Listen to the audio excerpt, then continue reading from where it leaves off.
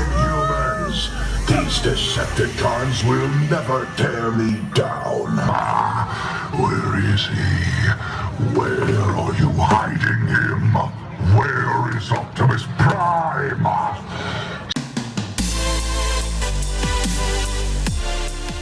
Hey everyone, welcome back to Embrace the Journey. My name is Brandon, and welcome back to the podcast.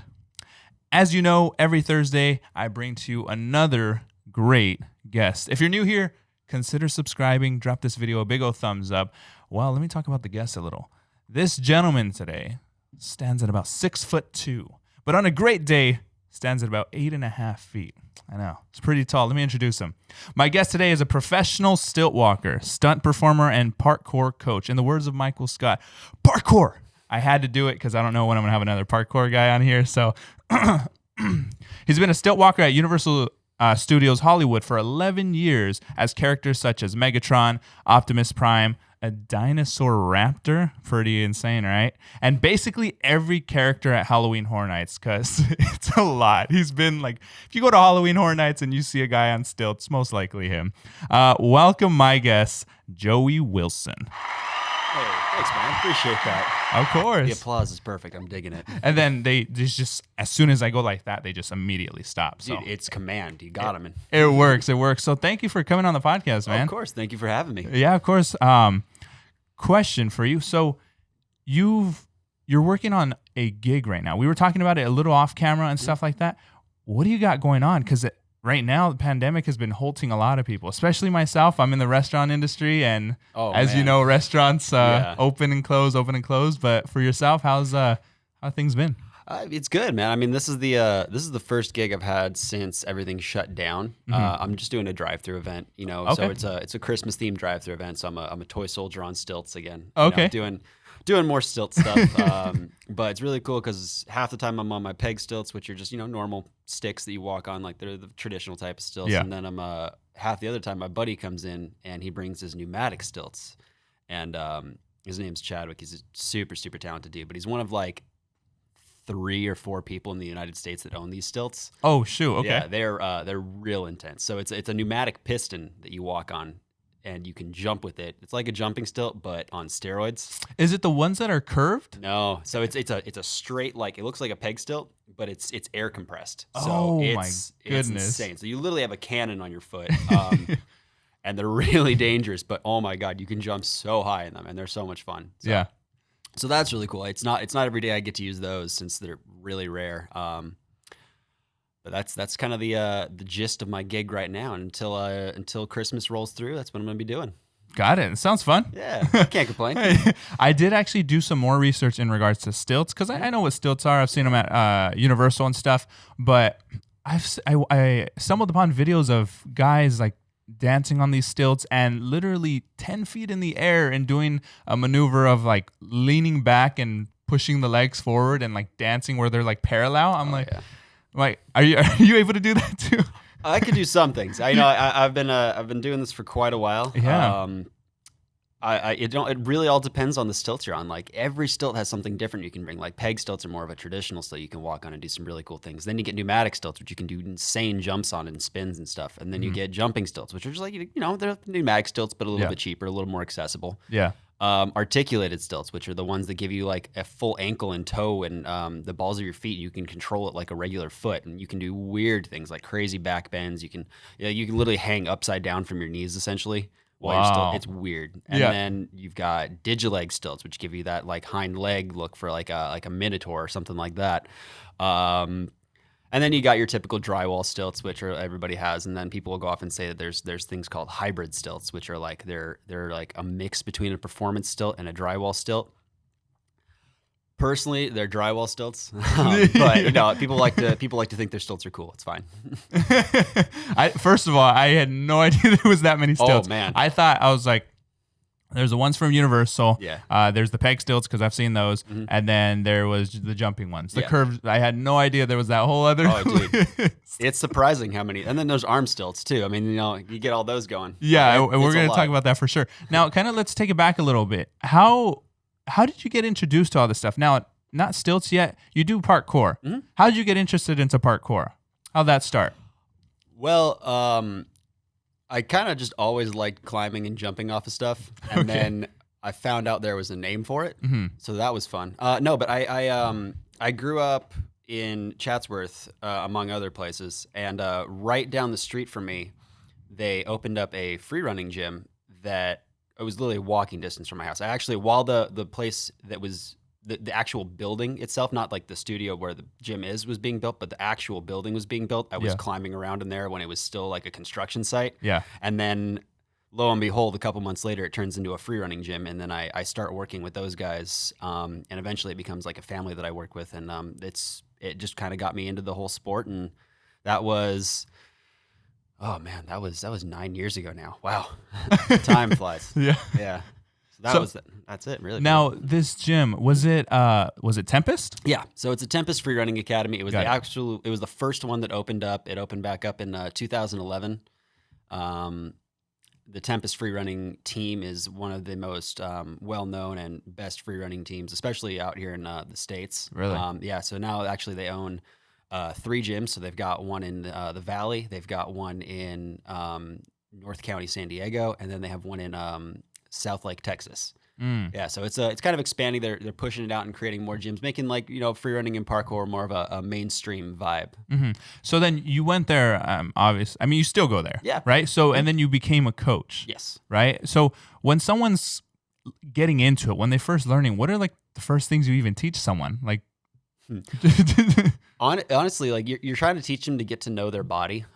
Because the best thing about free running and parkour is that it's not like it's not as rigid as gymnastics. It's not like there's the only this way to do it. It's like a certain level of style comes into it. Like, if your own body type allows you to do specific things better than other people's body types. So like I'm pretty tall, so my center of gravity is pretty big. So like pulling off big complicated flips or anything is a little bit more challenging for my body type. It's not impossible, and it should never be an excuse. Yeah. But if I was like 5'3", I could flip a lot quicker. Yeah. But everybody's got different things. So for me, like I have longer reach. So like climbing up stuff's a lot easier for me. So it's little adds and benefits. So you really teach people just to like know their own body type, and then you teach them to fall. Like the best way to save themselves in the fall, because it's all about preserving yourself. You don't want someone to get into the sport and be like going off doing some crazy trick right then and there, and then just topple over and be like, all right, I'm done. I'm not doing this anymore. Yeah. You want to be able to recover and be able to keep going, because that's all about like it's managing. You want to be able to do it for as long as you can. Yeah. One of my dreams is, and I'll make it happen one of these days. I've always wanted to do like a backflip or something into the pit. What is it? What is it? The foam? Yeah, the foam pit. Yeah, that. You could totally do it. And then I've always thought people who could do a backflip, I'm like, man, you guys are gifted. In all honesty, it's mostly just it's kind of the guts to throw it at first. You could do it. Yeah. Honestly, you could. Like I could teach most people how to do a backflip. It's really not that complicated. It's just scary because your brain has never processed putting your feet over your head and making that like, oh, I'm going to land, because the landing's blind on a backflip. So it's a little bit trickier. But it's the fun. Belief in your own self. Yeah. Huh? Like that's what you got to get past. You've got to teach yourself something new. It's like going to another country and you're going to be like, all right, I'm just going to instantly speak the language. You're not. You got to learn the process. You got to learn how it goes and how it, like the grammar and everything of it. It's the same thing with movement. I'll get it down. I'll get it down one of these days. You can do it. I'll teach you. Sounds good. Now, when you were doing parkour, is this kind of also how you kind of got into stunts? Yes. Because I would think it's kind of the same thing. You're jumping, throwing yourself and stuff like that, but they're kind of almost hand to hand. Yeah, totally. A lot of the owners of Tempest Free Running are actually very, very well accomplished stuntmen. They're extremely talented people. Like they're in numerous movies. Like one of my buddies was Mark Wahlberg's stunt double for the Transformers movie. He's been in Teenage Mutant Ninja Turtles. A bunch of the guys I know worked on all the new Avatar movies coming out, Planet of the Apes. Like they're in the industry, stupid talented people. So free running and parkour has a really good correlation, because as soon as the James Bond film came out with the guy running across the building, I don't know if it was Casino Royale or not, but either way, it kind of just exploded from there. Like it became more of like, we want this. This is cool. Like this is it's urban movement, which is something that I would assume want. And it teaches also like you're in control of your body. So like it goes hand in hand with stunts, with being able to like know how you're gonna fall or how to do things to protect yourself. That's what I'm starting to learn more of, is that with all these things, whether it's parkour, whether it's stunts, or even stilts, the number one thing and most important thing is to know how to fall. Oh, 100%. 100%. And that it's true with any movement, because like knowing how to fall, like it gives you a little bit less fear of it. Like if you're like, oh, I'm going to be fine. It'll be okay. And then you can move on and be like, I know how to protect myself. I know how to be safe. And you have a little bit more confidence in your movement. Now, I did want to ask, because you do I've seen a lot of your videos, a lot of the different things you do, the stunts, pretty impressive stuff. Thank you. Now, I did also see you had gotten into an accident. You got into an accident, and you were also in a coma for a couple days. Yeah, I did that. Yeah, I did that. Could you talk about it? What happened there? So I was 21 at the time. I had just gotten back that day from vacation. I literally had gotten off the plane, and I went to Tempest that night, and I was just, training, hanging out, having a good time. There were a couple people there. There were some of the team members and some of their friends and everything. And they were testing out a drone in the facility, and it was super cool because like this was 8 years ago, a little bit more. So drones weren't really as prominent. Yeah. So it was kind of like, you have a drone. That's insane. Yeah. So we're testing it out, and I'm just doing, casual stuff, running and doing a jump from one top of the gym to the other side of the gym. And I'm a couple feet up in the air. Like I'm like, from my head to the ground's about 18 feet. My goodness. And I was doing a jump that I had done 1,000 times over, 1,000 times. Like it was nothing. It was nothing a big deal. But there was a mat up there that I didn't move, and I should have, but I also could have been like, I know the mat's there. I'm not going to trip on it. So I tripped on the mat, of course. Tripped on the mat, fell down. And this is all what I've been told, because I don't remember any of it. Yeah. So that's the fun part. Like the last thing I remember was I was like, all right, guys, I got to work in the morning. I'm going home. I'll see you all later. After you have fallen? No, this was before. So that's the last thing I remember before. I was like, I told everybody I'm going home. So apparently I didn't. Okay. Yeah. Apparently I went to the hospital. Yeah. But yeah, so I hit my head pretty hard. But actually, it was really lucky because I'd been practicing parkour for a couple of years at that point now, and I was as bad as the fall was, it could have been a lot worse. Yeah. Like I fell to the side of my head, but it wasn't like a forward fall. It was, I managed to get to my back, and I managed to get just to the side of it. So it was like more of a crumple. Okay. And knowing how to fall, I ended up doing a lot of things. Like the doctors were like telling my family and everything while I was in a coma. They're even the grim, dark story. Like, he may not be the same after this. We don't know when he's gonna, like, if he's gonna pull through. Like, he may be paralyzed somewhat. He may have a different personality. So yeah, they're getting the whole grim grinning ghost story of it all. Like, hey, you could not, it could be awful. And I was like, okay, cool. Wake up, and they're like, hey, you're in the hospital. You had an accident. Are you okay? And I'm like, oh, I don't know if I can cuss, but literally the words that came out of my mouth is like, when I woke up and they're telling me I was in the hospital, it was like, oh, like, fuck, I got to go to work. Yeah. And I was literally like, because when you're waking up out of a coma, your brain it's booting up Windows 95 again, Yeah. So it was the last thing that I was doing was I had to go to work in the morning. So the first thing I say waking up is I'm supposed to be at work. Yeah. Yeah. You're like, did you let them know? Yeah, no, of course. Like, my cousin called a couple people out of my phone book once he finally got the notice that I was in the hospital, and he'd called the stilt captain at Universal at the time and let him know that, hey, this happened. Yeah.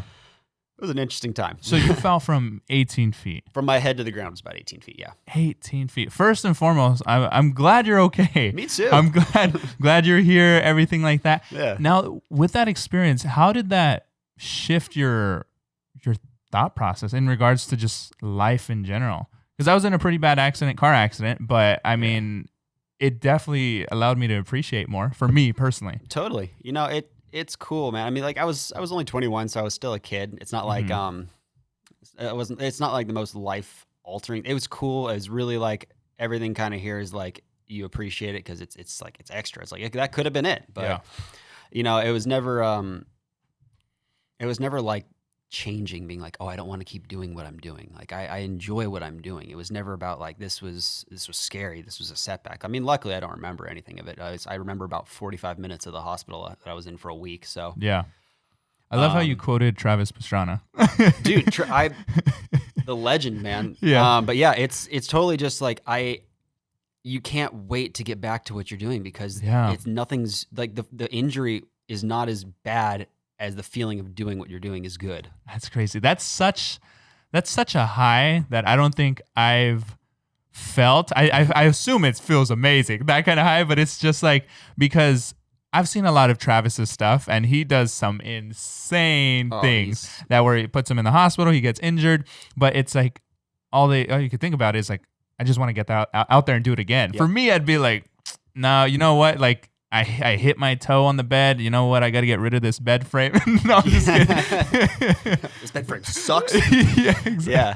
No, I mean, it's different. Like Travis Pastrana is otherworldly talented. Like he's insane. So in no way am I a Travis Pastrana, but I appreciate what he's said about it. Like, cause it's so true. It's like when you find something you love, or like for me, free running or parkour, I could have been having like an awful day, and then I go out and train for a little bit. This is to quote another stupid talented free runner named Brian Orozco. He said this once in an interview. He's like, I could be having an awful day, and then I go out and I train for a few minutes, and like everything else just kind of melts away. Like it's you're at one with yourself, kind of, you know? Yeah, that's such a great feeling. I got to get fantastic. There. You know what? Well, you know when I'll probably feel that when I do a backflip. There you go. You see, it's different, man. It's such an adrenaline rush when you overcome something that it's like it's scaring you, and like that's what your flight or fight response is that if your body's telling you no, don't do this, and then you gain control over that and be like, I'm doing this. Yeah. And that like adrenaline rush from landing it is otherworldly. Like if you see the people who like land tricks and they're like running around screaming, it's that feeling. It's a feeling. Yeah, it's fantastic. That's amazing.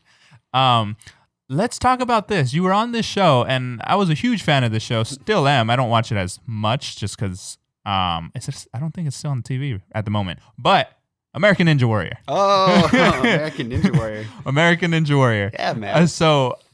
Let's put it into perspective. So just to let anyone know who doesn't know American Ninja Warrior, it's basically this intense course that people compete on to get across it at the fastest time, all this stuff. It tests your ability, your agility, your strength, the whole shebang. It's a great show.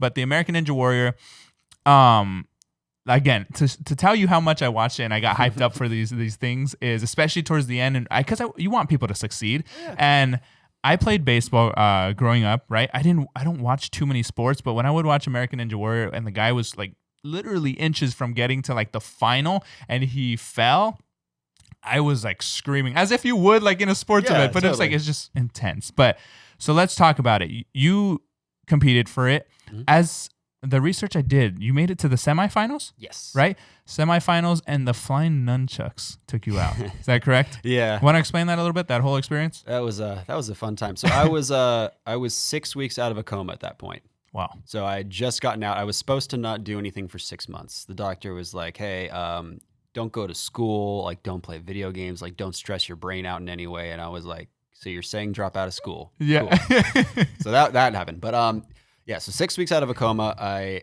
had already gotten my doctor's clearance to go back to work, actually, which was cool. So I gotten everything like squared away on that. But I went to go run the course. I applied. I got to go do it. It was a fantastic experience. This was back when it was still at Venice Beach. They recently moved it actually into Universal Studios. So the Southern California course is now run on the back lot. It's a lot more controllable, especially. So running at Venice Beach was fun, but the first day I didn't run till 5 a.m, and I'd been there since 3 p.m. that day. Wow. I'd just been waiting. So I was literally the last person to run the first day. Wow. Yeah. So the whole point of running American Ninja Warrior was you have to get to a certain point as fast as you can. So if you're not going to complete the course, you want to get to the farthest obstacle you can as fast as you can, because it comes down to if you complete the course, you go on. If you get to a farther obstacle, you go on, or if you get to the same obstacle faster. Yeah. So that's how that all kind of breaks down. So I'd gotten far enough in the course, fast enough in the course to make it to the semifinals. Yeah.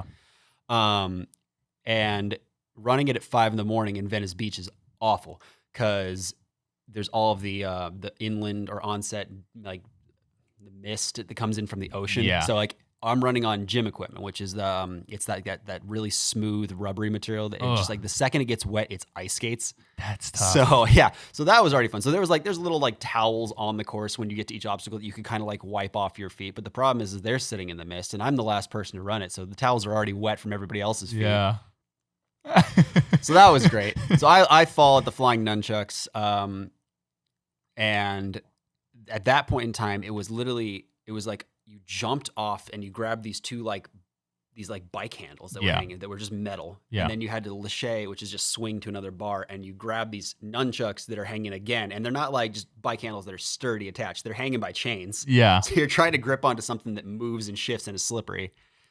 It was insane. By the second day, they changed it to a bar because they're like, it's knocking everybody out. We're not going to do this one. Yeah. But yeah, that was where I got taken out on that one. I got past it on the second day, and I made it to the salmon ladder, which is the first obstacle right after the warp wall on the second day. But enough people had made it farther than I did the second day to make me so I didn't go to finals. But it was still a wonderful experience. I fell in the water on the first day, and literally as I fall in the water, they're like, "All right, cool, turn everything off. We're done." Like they shut down the lights. They were like, "We're not filming. They're done." I was the last one to run. Wow. So, I mean, what an experience, though, to first of all do it. Yeah. But the fact that, like, I feel like you had so much stuff stacked against you. Like, you had the mist coming in and just nicely soaking everything and making it slippery. Then the towels were soaked already. So you did the best you could in that regard. Totally. Sure. And, like, it's such a gamble, too. Like, it's not to be like, oh, poor me. Like, everything was stacked. Of course. It's like, it happens. It's television. It's a contestant game show. Like there's always going to be variables you can't see or you don't know what's going to happen. And you should be able to, like, most of the time you can train to kind of overcome these things. And it's like, I needed a little bit more training at that point. I was still 21 when I ran it. Really? It was a while ago for me, man. It was a long time, but, no, go ahead. Yeah. So it's like, you kind of learn to adapt to different situations. Like, oh, if it's going to be wet, I need to approach it this way or this. Yeah. It sucks to go last when you've been sitting there all day and you're 6 weeks out of a coma, but it was a really fun time. I enjoyed it. Yeah. Now the show is going to come back? Like once this whole thing kind of wraps up? I believe it's still filming. I think they just actually, like, recently people were putting in for the next season of it. So it's been still going. I got buddies that still run it. They're really talented guys. They go really far on it. Would you do it again? I would. I actually have course tested for them a couple of years after that. So like you can go out and, like, as they're building the course, you can be like, all right, well, let's put people through it and have it run. So I've tested it and been like, this is going to work or this won't work. And they'll just see how many people can actually do it. And they kind of go off and they get like a variable of like a bunch of different type of people. Mm-hmm. But that's one of the fun. I enjoy course testing, I think, more than running it. Really? Yeah. Why? It's a little bit, there's less pressure. It's more fun. Okay. I enjoy the competition of it, of course, but it's a lot more fun being like, I'm just playing. Yeah. Like I want to get there, but I'm going to try my hardest, but there's not the consequence of like, man, I lost. Yeah. This is awful. Yeah. Because when I would watch the show, I always was hoping and waiting for someone to finally win the show. Yeah. And I forget the gentleman who did it, but I saw him do the rope climb on Mount Midoriyama. Yeah, Midoriyama. Okay. Yeah. But that is, like, after doing the whole course and then scaling up a rope that high. It's insane. The stamina these guys have. Oh my God. Like I think I'm pretty good, but like I'm not anywhere near that guy. Like most of these guys, they train year round. They're working their butts off all the time to do this stuff. And that's the thing. Is like a lot of people sitting at home will look at it. Like I did it too before I ran. It was like, I looked at this. It was like, I could do that. Yeah. How are these guys falling? I could do that. And then you get there and you're like, I'm so gassed. Oh my God. By like obstacle 4, like it takes so much. It's not each individual obstacle. It's the problem. It's doing them all in succession and then still having to do it as fast as you can and remembering to breathe when you're doing it. Yeah. That's the hardest thing. Yeah, it's intense for those people who run it, but it's great. Now, question. So, kind of going back to stunts, did you ever do Waterworld? I have not done Waterworld. I've worked for the company that does Waterworld. Mm-hmm. I've done their other shows, but I've never done Waterworld per se. No. Interesting. Is there a reason why?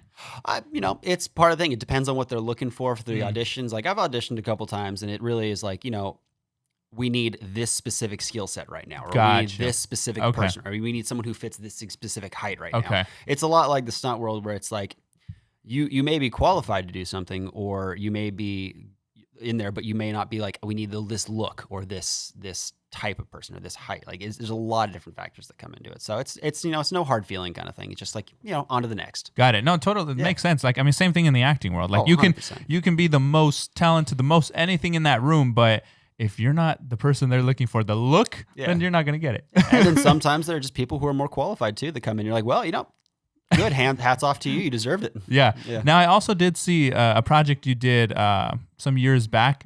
This Disney Walk the Plank. Can you talk about that a little bit? That was fun. So that was a prank show. Yeah. That was on Disney XD, and it's called Walk the Prank. And I got to be a scarecrow on the show. So it was a live prank show where they would like set up people to come through, and they'd have them come in and be like, it was the weirdest setup. We were out in the middle of Fillmore, which is off the 126 behind Six Flags, and it's this like all like farm country, beautiful place. But we go up to this house, and there's all this intricate like camera setup and like hidden cameras, and a bunch of these kids that were supposed to be like babysit by somebody, and they're pulling up here, and they're like, they go, oh, we have these really aggressive crows out here, and they like to eat all of our fruit, and it's about to be harvest season, so like anytime that you hear the crows, we need you to go out and scare them away so they don't eat our fruit. And this is the guy who's the uncle telling this to the babysitter. Yeah. And they have this recording of crows that come on, and the kids all have these little earpieces that they're hearing going like, hey, like bring them outside right now. We're gonna go scare them. Like, okay. So they'd be like, we have to go outside and scare the crows away. And so then there's 3 scarecrows that are out there. And so they bring them out one time, and they're like, okay, we see that there's these 3 scarecrows there, and they establish that. And then all of a sudden they take 2 of the other scarecrows away once they go back inside, and they play the crow noises again, and then have them come back out, and they're like, wait, where did the scarecrows go? Oh no. And then eventually they get close enough to me, and I jump off and I scare them and all that. And it was really it was a fun culmination for me. It was Halloween, it was costumes, it was being a scarecrow, it was jumping off of things, and then it was being in television. So it was like, it's all the things I love to do. They finally got wrapped up into one. I was like, well, this is perfect. Yeah. This is great. No, I did watch it, and I saw, how was it just kind of sitting up there the whole time? I'll tell you, man, like you never notice how much you move when you breathe until you can't move and you have to breathe. It's the worst. Like trying to stay still, especially when someone's just staring there going. Did you want to laugh at any point? Oh, 100%. Because they'd be saying stuff too. Like I can hear them because I'm there, and they're going like, wait, is this a prank show? I'm like, oh, God damn, you know. And then like other people would be like just losing their minds, be like, no, we have to go inside. We have to call the cops. And like, oh, that's okay, over dramatic. Let's go.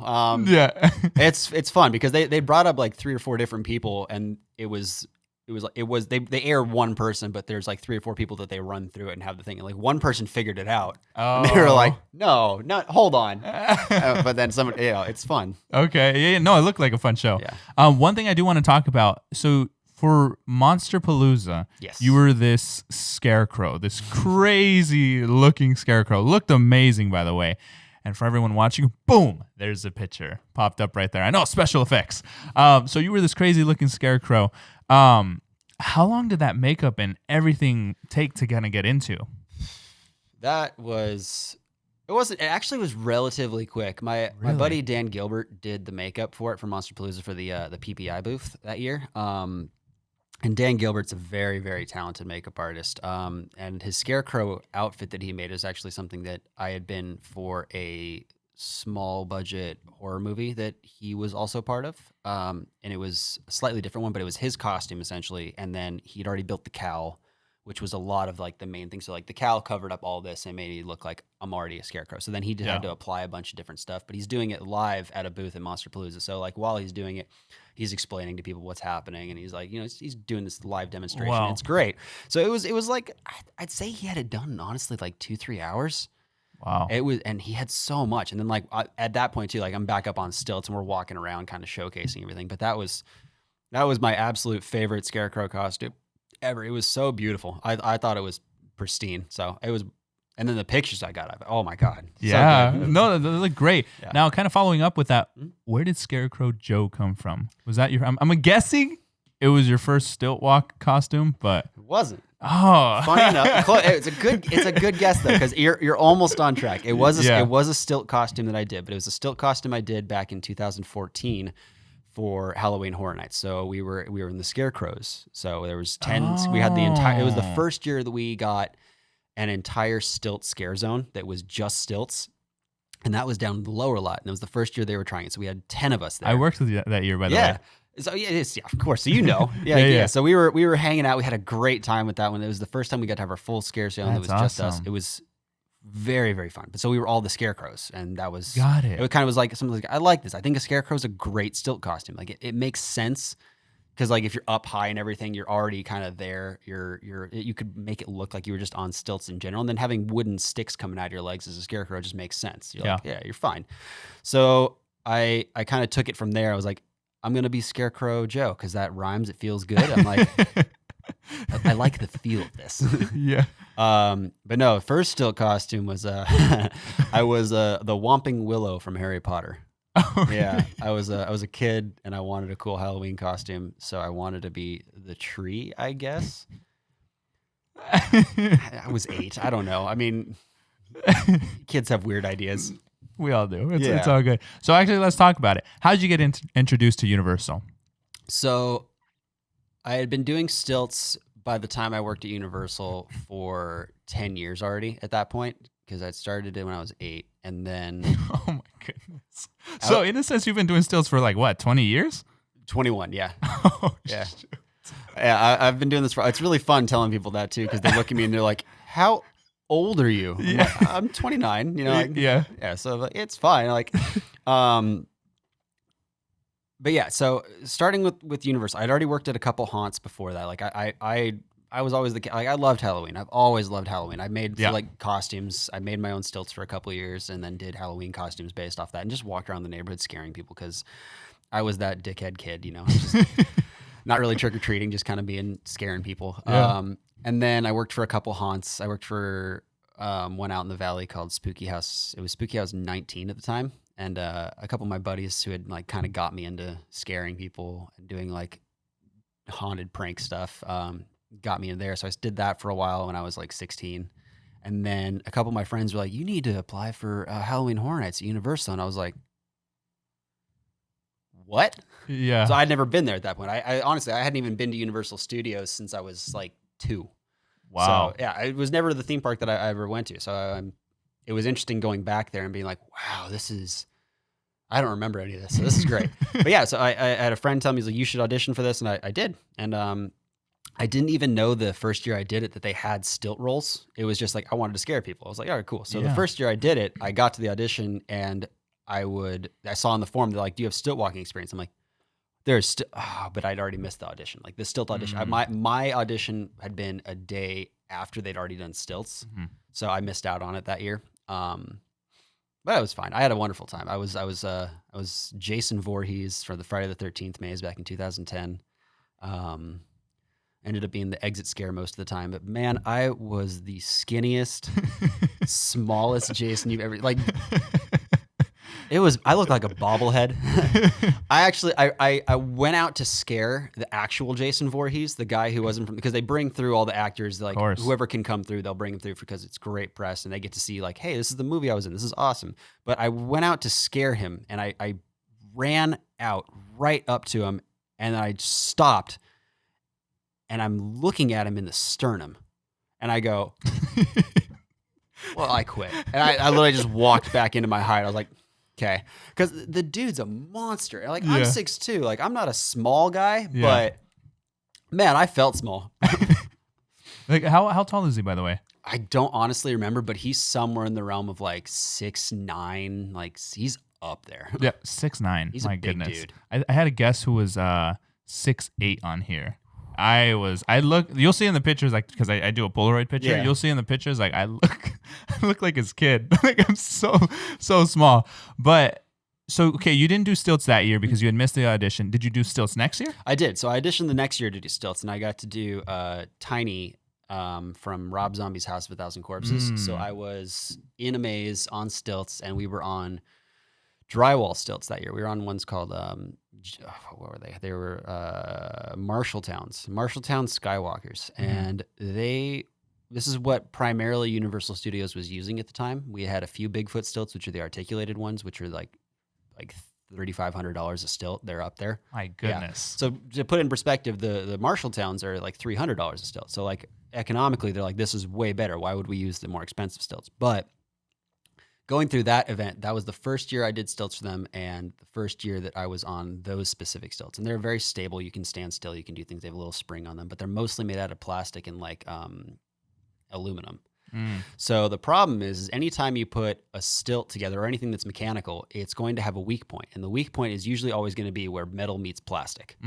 So we went through, I think, 12 pairs of stilts each between me and my double. Oh my goodness. Shattering them. Yeah. Because they were like, they're not meant for performing. They're meant for painting, you know, putting up drywall. They're meant for you to stand on. Yeah. But we're out there running and jumping and doing all these weird things. And so we shattered all these stilts. And eventually they're like, fine, we're going to put you on the Bigfoots. And we're like, yes. Because it's like getting on the Cadillac of stilts. You're like, this is fantastic. I'm having such a great time now. Everything's stable. And it was a great year after that. So that was the first year doing stilts. And I did that in a maze. And it was a blast, man. I really kind of, it expanded my stilt walking so much. Because I'd already been kind of like, I'd been stilt walking for a while. Like, 10 years. I was 11 years at that point. Yeah. And it was such a test because I never really like had that many people around or like had to be like aware peripheral of like what's going on as much, and like just knowing where I'm at all times. And Horror Nights every single year is just such a learning curve. Like it teaches you more and more about yourself, and you get more time to experience and you get more time to play.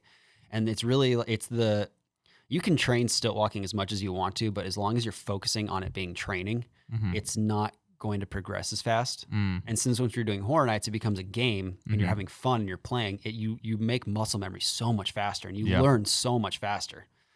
So every year it's helped me get better and better and better. And I've just been really grateful for doing it every year. It's been a lot of fun.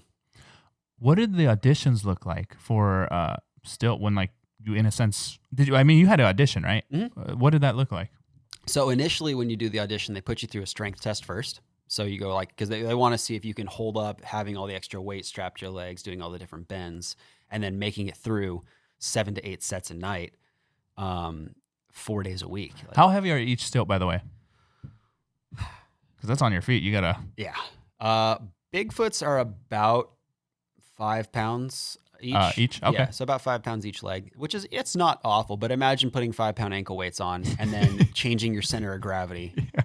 And having you go through it all. It's like it's fun, and it's the thing. It's like all the fun outweighs like the physical effects. But man, does it tire you? I had shin splints so bad the first year, and then the second year they'd come back. Eventually, you beat your shins into submission. They don't get them anymore, but it was a lot. So they put you. So you went through a strength test, and what else? So you do a strength test first, and then once you've done the strength test, and they make a cut, and they're like, okay, so if you're really struggling with the strength test, they're like, hey, this may not be your year, come back. I hope you have a good time. So I made it through the strength test.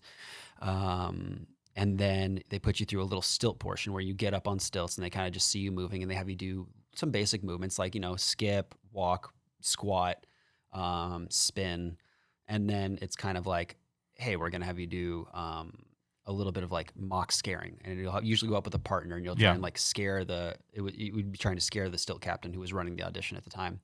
And you'd be like, oh, just moving stuff. Initially, for the first audition, I brought my own stilts, which was something you could do because we were still using all the drywall stilts. So I only had my 2-foot peg stilts that I had made as a kid, and they were old at this point, so they were really not something I wanted to bring. But I had that, and I had jumping stilts. So I had like the regular like bowed jumping stilts, and I brought those to the audition. It was like, okay, it's not really a test for Horror Nights because they're so easy to like stay on. Since the little bounce makes it really easy just to walk, and it's a totally different scare. Yeah.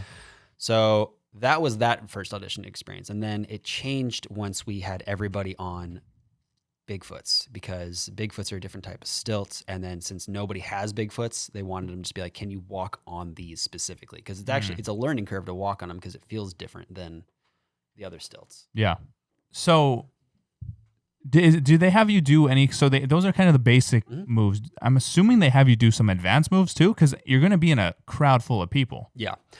So I don't remember because it's been quite a while. Yeah. Also, I was in a coma.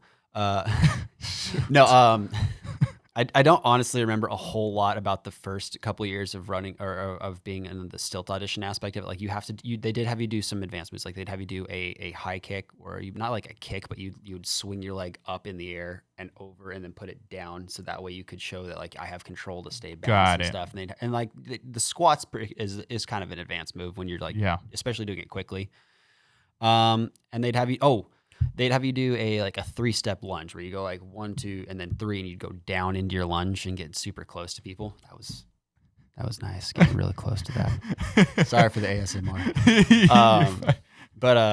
Yeah, that was more of like the advanced stuff. And then you could kind of showcase what you could do when you did your scaring portion. Okay. And that was really where you got to like show what you're able to do, because it's the same thing too. It's like with stilts, it's a lot like freerunning and parkour, because it's like you can all do the same movement, but it's kind of like what you bring, characteristic wise, and like your own skill set and how you move that kind of sets you apart. So let's talk more about the actual scaring. So you passed the auditions, you went through the whole training. Now you're actually scaring. One of my things I've always wondered is, in the beginning, first of all, I was watching opening ceremonies like crazy yesterday, and they just give me the chills, because I'm like, oh, this is so awesome. But when you're barreling through that crowd, how do you do that? How do you just charge the crowd? You're on these huge stilts. I've heard, correct me if I'm wrong, but I've heard those things are heavy enough to like just break your foot or whatnot. If it's you step on someone, obviously. But how do you do that? How do you go straight through hundreds of people rushing at you and maintain your balance, maintain your focus, and not step on anyone? Having good balance definitely helps. Like knowing what you're doing, and it really is like the confidence of knowing what you're doing. Yeah. That kind of so like, especially at opening ceremonies, like it's a huge rush of people. They all come flying at you, and they're all excited. It's like being at a mosh pit essentially. Like everybody's like, they're ready. Like, let's go. But it's fun. But so being on stilts is kind of a blessing when you're doing scaring at Horror Nights, because if you have enough confidence and you have enough, like, I don't want to say swagger, but like bravado in your walk, like you look like you're menacing, you look like you're meant to be, like people believe it. Like if you walk like I'm going to go through you, people will get out of your way. Got it. It's especially being that tall, because it's helpful. So it kind of gives you an advantage being a stilt. So like usually like a stilt will be the one who goes through first and be like parting the Red Sea, and then everybody else will follow behind and be like, all right, cool, we made a path. Well, I mean, I could figure what does make sense is, if that huge stilt walker is running at me, I'm not going to be in that way. No. I will for sure move out of the way. So I guess that's the advantage to it.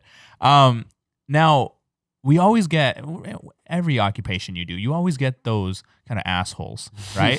How do you deal with those kind of people? For you, obviously, as a scare actor, being on 2 feet, we deal with them a different way. But how do you deal with it as a stilt walker? About? We get no assholes at Halloween Horror Nights. Everybody is just the nicest person you've ever met. Like, do you get anyone like pulling on your stilts or trying to do like just stupid stuff to you? And like, what do? Do you just step on them? No, just kidding. No. As much as you want to. You don't. No, you do. You get people messing with you a lot, especially like I said, if you walk with enough confidence and you walk with enough like bravado, people will typically get out of your way. They're like, if you look like you're not something to be fucked with, they won't. That being said, there are people who just don't really have a sense of like preservation, or they understand that this is just performance and they just want to be funny for their friends. Or they're just drunk, like, because there's quite a lot of drunks there. It really depends on the situation, man. Like, like I'll disengage from a lot of people. Like, I'll be like, you're not worth it. I don't care. Like, I'm here to have fun. The second you're stopping me from having fun, I don't want to be around you. So I'm like, cool, I'll go over to somebody else who's having fun. Like, I'll go scare them. Sometimes, it's just like, usually what I'll try to do is I'll try to make them look stupid in front of their friends. Okay. Because that's the most defeating thing ever for them, especially when they walk up and they think like, I'm funny. And then like you mock them and all their friends point and laugh at them. They're so defeated. And they're like, that's to me the best feeling. You're like, yes, I broke you. But it depends too. Like sometimes you get people who are just too aggressive. Like I've been pushed over, just walking. Like I wasn't even scaring these people, but like I had somebody push on my knee and push me over and all that stuff. And like, luckily I fell on top of them. Because I was trying to save myself, and the closest thing to grab was the guy's shoulder. So I fell and ended up landing on top of him. So I was like, well, you got what you deserve. But yeah, people are weird, man. Like he was trying to like threaten to press charges, and I'm like, how are you pressing charges on me? Like you pushed me. Yeah. So, but I mean, did he get kicked out? Yeah, he got kicked out. Okay, good. Because he was threatening all that stuff, and then we were like, well, we'll press charges back, and he's like, okay. Like, also, you need to leave. Oh. Yeah, so it's like, just don't be an asshole, you know? Yeah, I didn't realize trying to knock over a stilt walker would get me kicked out. Dude, like, oh my God. So one of my buddies back in the day, this was when we were all doing the stilt scare zone again too. He got it the worst I've ever seen. He was in a full sprint chasing somebody down the street, and a dude came up behind him and kicked his stilt behind him. You know, like when you're walking and people will kick your foot like that? They did that with him when he was running, and he did a full-on like front flip in the air to a roll and managed to get back up to one leg and was just looking around for him, like pointing. I was like, that guy, get him. It was the most intimidating thing I've ever seen, because I was scared for his life when I saw him fall, but then I was scared for the guy's life who kicked him. Yeah. As soon as I saw him get up, I was like, oh, he's done. That's so bad. And he got up like completely unscathed. I'm like, normally a fall like that, you're falling from 8 or 9 feet up to your wrist or something, but the dude was John. His name is John Latimer, really talented guy. And I had never seen anybody get up that smoothly. It was so cool. That's crazy. I'm glad. Yeah, I'm glad he's okay. What's your favorite character to bring to life out of all the people you've done? Like in regards to Horror Nights, who's been your favorite? There's been a lot, man. Like this would have been year 11 this year, so it's been a lot of time. Honestly, I think the 4-legged character I did, which was called Ringu last year, was my favorite. That or Lady Liberty. Lady Liberty was a lot of fun. It was one of the easiest costumes, but yeah, it was also a very interesting. It was a very politically charged time when I was Lady Liberty, so that was an interesting scare zone. But yeah, I would have to say the 4-legged character is my favorite. Let's talk about it. Here's 2 pictures of Ringu, right? Ringu, yeah. Ringu. Loosely based off Samara. Or Dingu. I saw that post too. Oh, yeah. So there's the 2 pictures right there. First time I've ever seen, I think first time they've done it, where it was a 4-legged character. Yes. So yeah, let's talk about that. When you saw that concept art and they kind of showed you like, this is what you're going to do, we're going to kind of give you stilts on your arms. What did you think? Like, that's awesome? Or... Well, I'd been trying for that for a while now. So actually, It wasn't the first time that we were contemplating doing a 4-legged character. It had been something in the works for a while. The Exterminator's year, the bug that I was, which was a giant like praying mantis looking thing, that was supposed to initially be a 4-legged character. Oh. But we couldn't get the stilts in time because we just, like resources have, everybody's trying to plan an entire event. They think that this is a lot easier to get, or they cost less than they do. And it was just like, okay, well, we weren't on the ball on this time, so we didn't get to have it happen. So I had already been pushing me like, let's do this. I want to do this. This is one of the scariest things I think I've ever seen. Yeah. So when they came to me again and they're like, hey, we're going to do this, I think, can you give us information of where to get this stuff? And I was like, yes, here, let's do this. This is going to be so much fun. So I was stoked. It immediately brought me being like, I'm doing it. I want to be the guy in the suit. Here's all the information of how to do it. I know how to use these. Please, please, please let me prototype this and get this in here and show that this can be something viable. Yeah. It was an absolute, I was stoked. So stoked. I gotta say, and there was a lot of great feedback, but I gotta say, it looked amazing. Super creepy too, to have 4 things walking at you. Oh my God, so much fun. Now, how was that on the body though? Because I'm like, you're in that position the whole event. Totally. So how was that? So was it easier? Was it? Initially, it was one of the hardest things I've ever done. So normally a stilt set is a half hour. So it's a half hour on, half hour off. And that's because of the contracts we have. And it's fantastic. Like we have it really great. We put a lot of work in and we make the half hour really, like I've never been more tired, more physically beat up, or more just winded from Horror Nights. I'm sure you understand too, because doing Horror Nights is such a physical event. And you're just on. Yeah, like, and it's like, so the still performers, we get shorter sets. We do half hours instead of people who sometimes do an hour and a half sets, which I did my first year. I did an hour and a half sets, but I've never been more winded than that half hour because it's so high endurance, so high energy. And if you're giving it everything that it should be given, you're working for that entire half hour. So that in context, the stilt set, when they came saying we're going to do the stilt set for the four-legged character, and they were like, oh, cool, it's going to be half hour on, half hour off. I was like, it can't be. We won't survive the entire event if we do it. So it ended up being a 20-minute set. And I was like, if you want to have coverage throughout the entire hour, we need 3 performers for it. Yeah. So it was me, my buddy Matt Zimmerman, and my buddy Hank Starr, and we were the first 3 four-legged characters. And it was, I'm actually the shortest out of all 3 of them. Okay. So like Hank's 6'3", 6'4", Matt Zimmerman's 6'6". So I'm the shortest ringer going out there doing this stuff, and they're both really talented stilt walkers. So it was great bringing it together with them. But I did 13 minutes my first set, and I came back and I like needed to throw up. Oh my goodness. And it was awful. Yeah. But it was great. So initially though, I was taking it from a different perspective of trying to do like this super like creepy falling apart, like Yeah. gangly, like looking thing, looking like Samara crawling out of the well. Like or the TV. I wanted it to be creepy, and I wanted it to be true to character, but going that hard and in that position for so long took such a toll. Plus it was the first night. So like you got to get your body back into shape and everything. But the first set I was 13 minutes. I couldn't do it. And then I was like, okay, got to rethink this. Yeah. So after that, then we started messing around with it more and more and creating a better concept of being like, okay, so maybe it doesn't need to be four-legged the entire time. Like, cause people understand four-legged characters, and they understand, like, you understand, everybody's seen a bear, a moose, a wolf, or anything that walks on 4 legs. You understand the concept of walking on 4 legs. Everybody's seen something that walks on 2 legs. You understand the concept of walking on 2 legs. But seeing something that can shift between 4 to 2 to 3 to walking backwards, to doing like in a way that you never expect it to move, that's what's scary. That's what brings the character to life, is giving something that people don't understand. They're like, how is it doing what it's doing? And that was kind of the thing. So that was the blessing, actually, of bringing the character and making it more fun, making it more scary.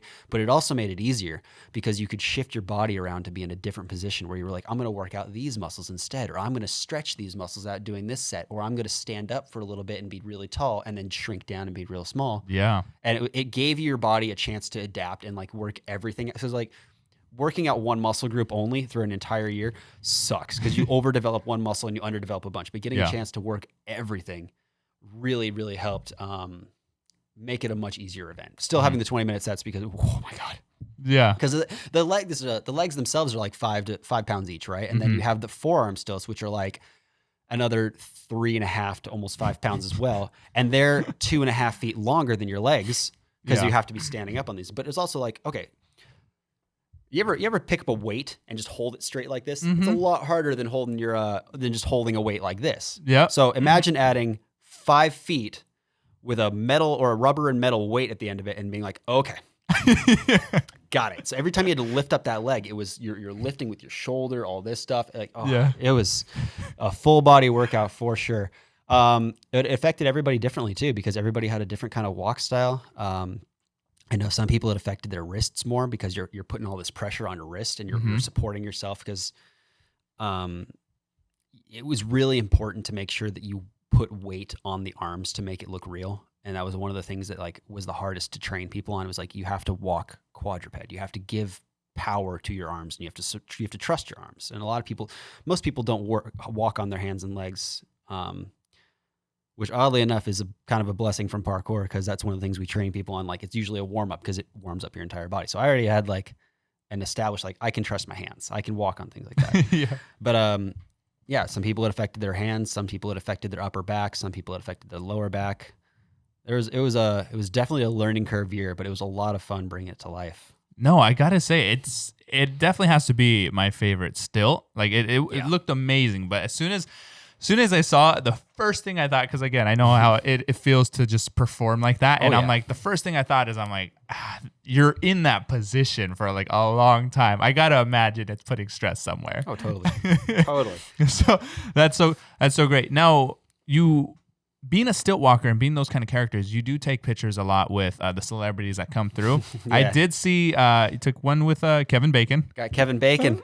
Amazing. Now, was that your favorite person you've taken a picture with, or because you've taken a picture with a lot of people? Kevin Bacon's kind of like he's not like the Holy Grail, but he's like that mythical thing. You're like, there you are. There you are. Like everybody talks about being like, oh, I'm 1 degree of separation from me and Kevin Bacon, or they're always trying to find that. I was like, I was there. I had Kevin Bacon. Yeah. There's a lot of really cool people you get to take pictures with. Like Travis Barker is always that's a legend. That's somebody like you grow up listening to Blink-182, Plus 44, or any of the other songs he does beats for. Like the dude's a legend. So seeing him, and he comes every year. He loves the event. Mm-hmm. He's amazing to take pictures with. I don't know who's my favorite, to be honest. It's so weird because you never know who you're gonna get to. Like they'll come up and they'll be like, "Oh, here's this person," and you're like, "Who?" And you get all these like random like TikTok or YouTube celebrities that come up and they're like, "Yeah, they're a celebrity here." And I'm like, okay, I don't know you. Smile. Sure. Well, behind the mask. Yeah. Kevin Bacon's definitely top tier. I say Kevin Bacon and Travis Barker are the top. Okay. Got it. Chuck Liddell's pretty cool too. Oh, he came through. Chuck Liddell. Yeah. Did you get I don't think he took a picture because I know 2014 because I remember who came through kind of that year.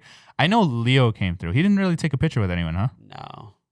No, he didn't. He wasn't really. Yeah, it's funny because when someone comes through your maze, everyone talks about it. Everyone's like, "Oh, this person just came through." Like Rihanna came through ours, and she fell in the maze, and all her security fell on top of her. But I heard Leo, I think, was walking around with like maybe glasses, a hat, so incognito, like a bandana, the whole shebang. I'm just like hiding. Yeah. Yeah. Dude, there's a certain level of celebrity that just doesn't want to be seen. They're like, it's not worth it. It's not worth my time. And some people out there are like, yeah, look at me. Like, Question in regards, so back to the 4-legged character real quick. How did you look through it? As in some pictures I saw, I could see your eyes through the mask. Other pictures, it looks like those eyes were like just on there and you were maybe looking through the mouth. So initially in the design concept, they were saying we should have it look through the mouth because they're thinking that we're going to be looking like this. Yeah. But at the same with that concept, I was like, I vetoed it and told them we should have it be through the eyes. So every single time someone was looking through the costume, they were looking through the eyes, because it lends a lot more to when you're scaring on the street. Like if I'm having to go out and scare people and I have to look through the mouth, I have to then take my gaze away from the person and do this to make it look like I'm scaring them. And that usually, like, you can't read their face as well. So you can't see, like, are they into it? Are they afraid of it? Are they going to hit me? Are they going to hit me? Yeah. So you never really know. So I vetoed it and saying, like, no, let's look through the head because it'll give it a lot more natural movement. It'll make it look more realistic and we won't have to cheat anything. So yeah, it was always through the eyes. Some of the eyes were a little bit smaller. They had like a nice plastic, like, they're not irises, whatever the white, I get what you so mean. The white part of the eye. So it made it look like it was more like directly looking at you. And then some of them we had it where it was just the eye was cut out, so it looked more like it was like a black soulless eye. Mm-hmm. Both were beautiful, beautiful things. Amazing sculpt on that. I love that costume so much. Yeah, no, it was great. Yeah. Do you think the event's going to happen this upcoming year? I hope so, man. I mean, At this point, I guess, yeah, we COVID don't know, bearing. huh? I know that they're still holding on hope. I mean, like this year almost happened. It really did. Like we were close. I was waiting for it. Yeah, and then and then it didn't, which it's understandable. I get it. Yeah, but it's sad still. yeah. So I would hope it comes back. I would hope enough time is packed. I mean, like, I don't think anybody else wants to be doing this lockdown this much longer, or like having everything closed. I don't know how much. I hope. I really do. I have hope. I have a lot of blind faith that it will come back. So I'm gonna say yes, but no one knows. So, kind of wrapping it up, what other kind of projects you got going on? Like what's in a sense next for you? What else you want to take either your stilts or your stunts? Like what's the goal? Yeah, that's kind of what's been the blessing of the whole lockdown. Like I've been having a little bit more time to just kind of focus on what I want to do when I want to do it versus like, oh, I have a day off today, so I have to do this project that I want to work on today because it's the only day I have.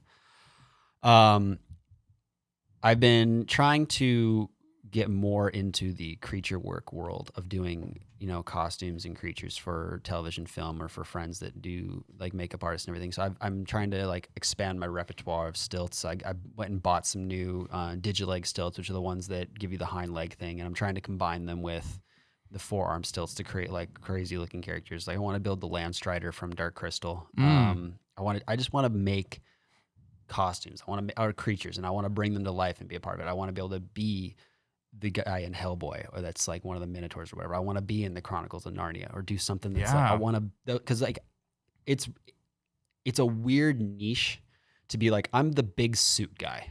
I'm like, I can make a 10-foot costume look like it's real. So that's kind of the weird niche I find myself in. And it's like, I have it from my experience of like parkour, being like, I know how to understand my body and how it moves to make sure that I'm not like truly damaging myself. Granted, everything kind of damages you, but to at least like mitigate it as good as I can, or to understand like, I'm in this costume, this is going to look like this. It's going to look completely different when my body's doing it, but the body of the suit will look good doing it. It's just kind of working on doing more of that, and it's kind of integrating the two. So like theme park work, it's like, there's no other place you're going to get 5 days a week training being paid to be in a giant suit. So it's really just practice and training to try and use that to implement into the television film industry and make it there. And then continue. If I can get any stunt work doing things, I'm going to keep trying, and I'm going to keep working on that. I'm going to see where it all goes. I'm going to see if I can make a name for myself doing that. I'm sure you can. You're talented enough to do so. Well, thank you. Two things I got to ask actually before I forget, or else I'm like, one of these, I'm like, I got to know. When you play a Dinosaur Raptor in the lower lot. First of all, I don't know how that's situated under there, and then how are you looking through there? I'm telling you, I'm pretty freaking good at looking like, okay, this is how that thing works, but I'm like, no, I can't figure that out. That one's nuts, man. So I actually don't do the Raptor anymore. I stopped doing it before they changed over to Blue, which is their new one. So I was in ones called Tango and I don't even remember. It was Tango and Zulu? Either way. It was the old one. It was the green one and the tan one, which were great. You look through the chest, but it's not in any way like straight. So you have peripheral kind of here. So everything in front of you, like this is the, head and everything. You're doing this and you're in here. So you're kind of like looking off to the side and trying to be like, can I see anything? Like, what's going on here? Where are the people? Okay, so they're there. It's one of the least visible costumes I think I've ever been in, but it's definitely, you're using all your senses at that point. You're like, can I hear if like where people are talking from, and I can kind of get a general like view, or if I can see their feet. There's not a lot of being able to see their facial expressions in that costume. It's a lot of guesswork, but it was fun, man. It's a lot of work. It's very heavy. It's 80 pounds, and you're in a full squat on your tippy toes.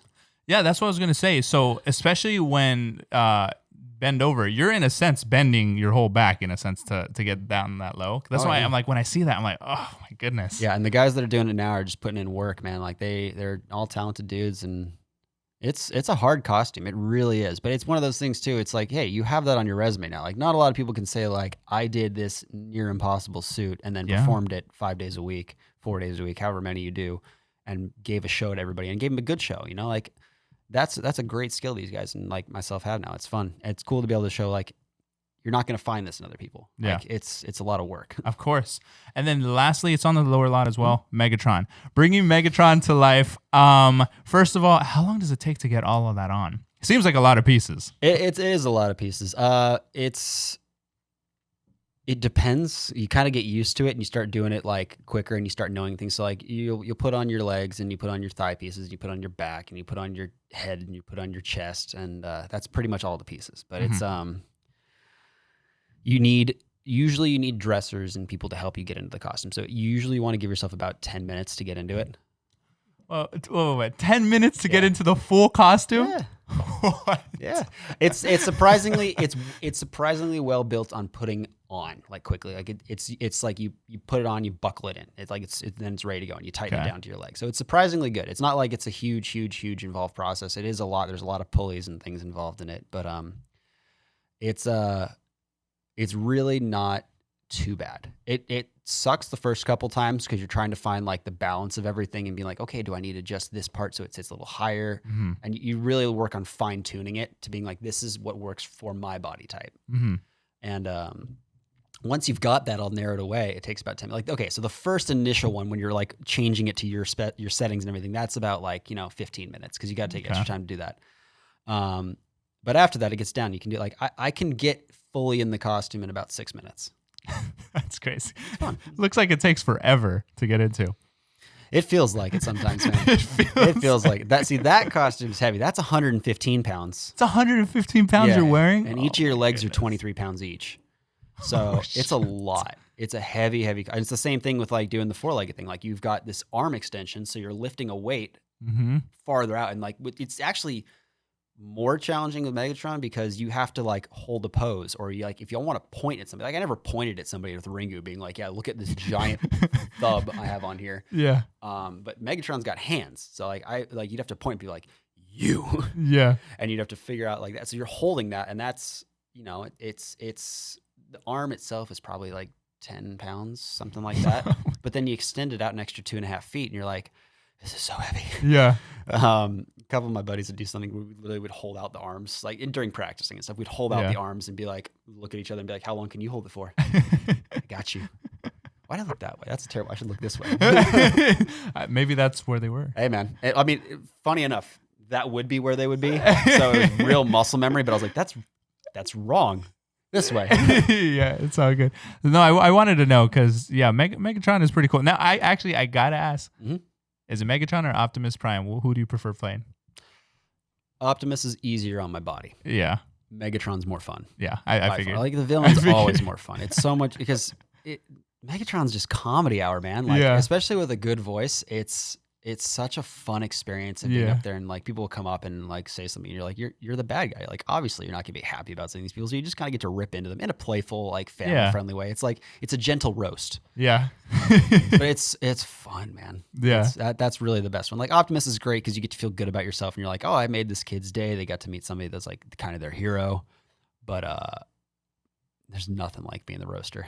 Yeah. No, of course. Well, that's going to do it for this podcast. Rad. Thank you so much for being on it. Of course. And sharing your experience with stilts and everything like that. Before we wrap up, let everyone know in that camera where they can find you, where they can follow you, the whole shebang. So Joey Wilson, you can find me as Joey Wilson on Facebook. On Instagram, it's _ScarecrowJoe_ because there's a guy who has 2 followers that has the original Scarecrow Joe name on there. It's killing me. But if you go to TikTok, you can find me at Scarecrow Joe, just regular Scarecrow Joe. And I'm posting a lot more content on there as I get content. And the next things are going to be more of my suits that I build. So those are the main places you can find me. Perfect. Well, that's going to wrap up this episode. Again, thank you so much for coming on. Thank you for having me. Thank you for everyone listening, watching. Glad you made it this far. If you did make it this far, again, please subscribe. It helps out the channel tremendously. Give this video a big old thumbs up. And every Thursday I bring to you another great guest to share their story, share their experience. And I think it's just interesting. Everyone has a different path they walk down. So I'm going to interview them all, as many as I can. Well, thank you so much. I will see you on the next episode. Take care. Bye.